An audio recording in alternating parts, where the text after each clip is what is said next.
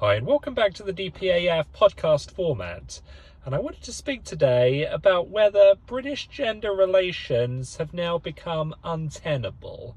And if the answer to this is no, what would it take for them to become untenable that, doesn't currently exist? And the reason I'm talking about this, it comes off the back of sort of International Women's Month or whatever it is, which has really just become a platform for grievance. We had the Meghan Markle stuff about how she was a princess, but it was just too, traumatizing for her to continue.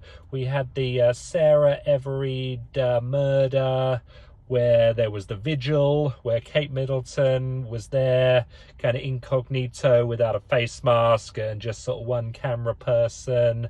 But of course, if you go to an anti-lockdown protest without a mask, you're spreading the virus. But if you go to the vigil without a mask, you're not.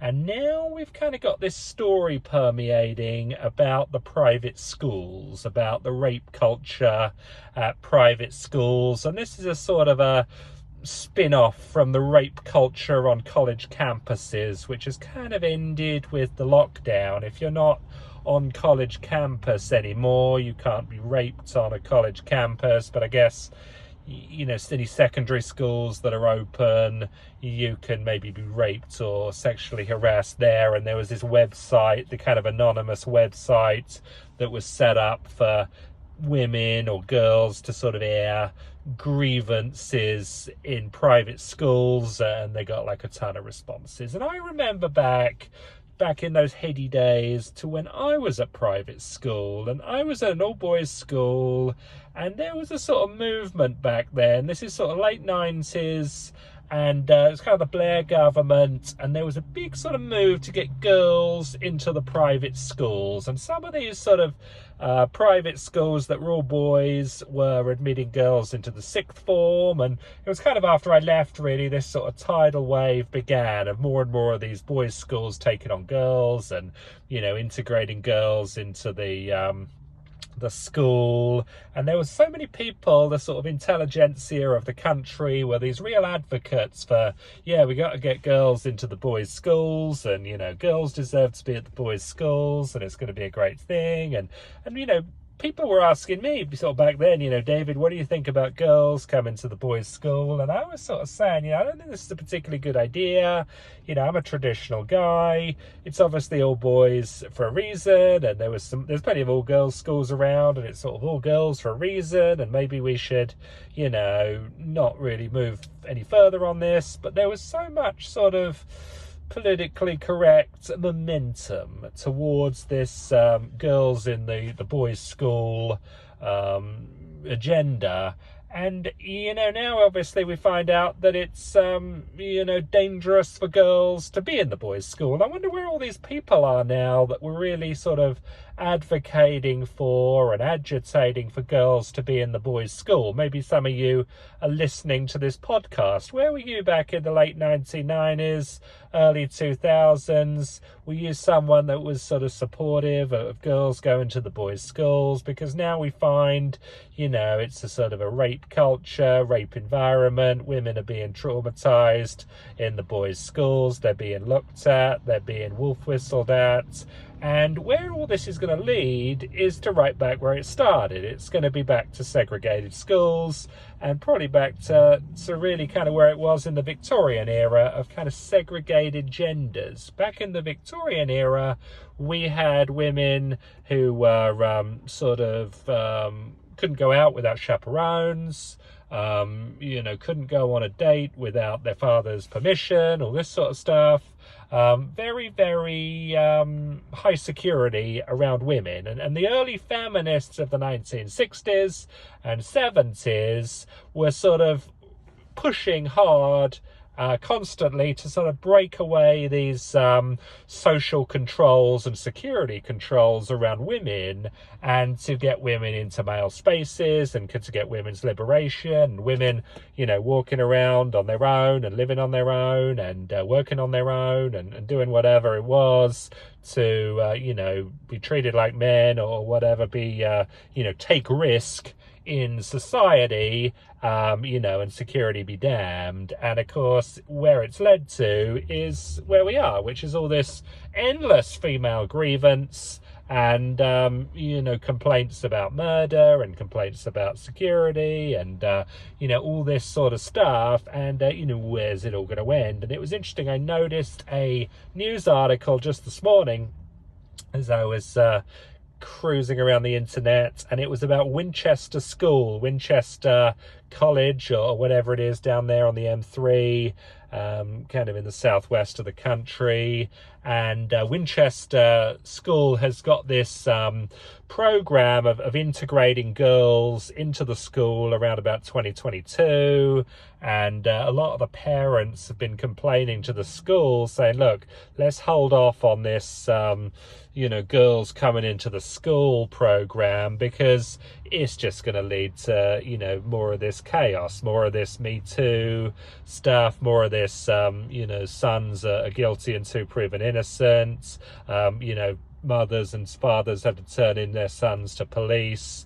It's just going to create all this grievance. So why don't we be the adults in the room and head off the grievance before it occurs? And of course, the whole feminist agenda is not about preventing grievance. It's about allowing grievance and then profiting from the grievance. And that's what, Meghan Markle does, probably better than anyone. That's what this whole story of, rape culture in private schools is all about. And, of course, it only really leads to gender division. And where it is ultimately going to lead to is what I just said. It's back towards gender segregation. And this may not be through government policy, but it will just be people voting with their feet. It'll be young men saying, we don't want anything to do with women. It's too dangerous.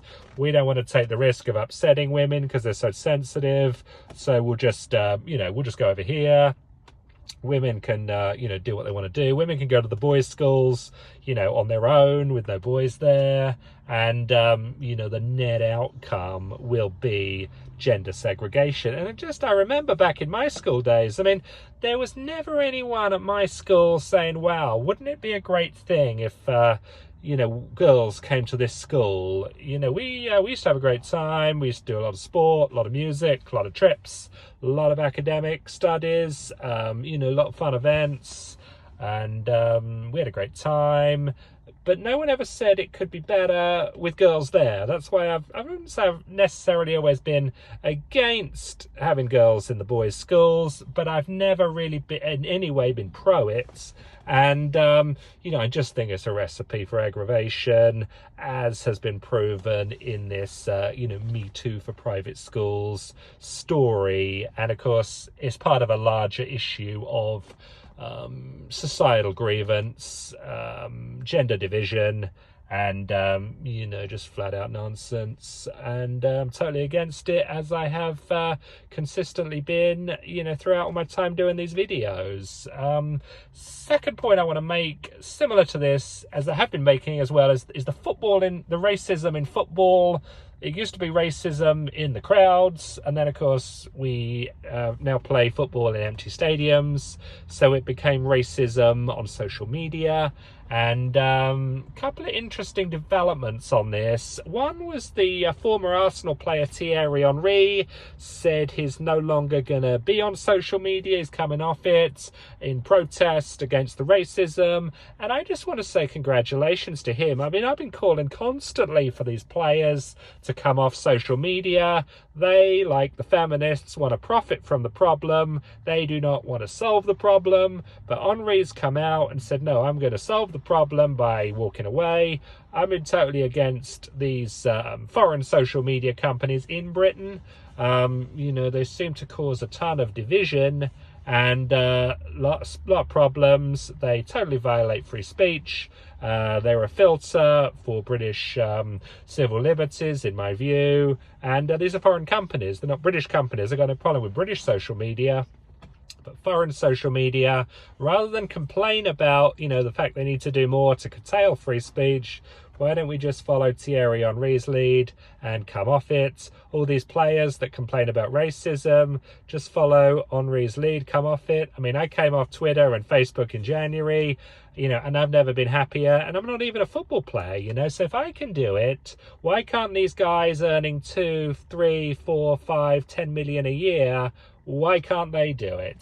Take the lead, follow Henry, come off it. Gareth Bale, he came out and said that he would take a stand against social media if other people did it. So he's not going to do it on his own, but he's just waiting for other people to take the lead. He's going to follow the lead of others.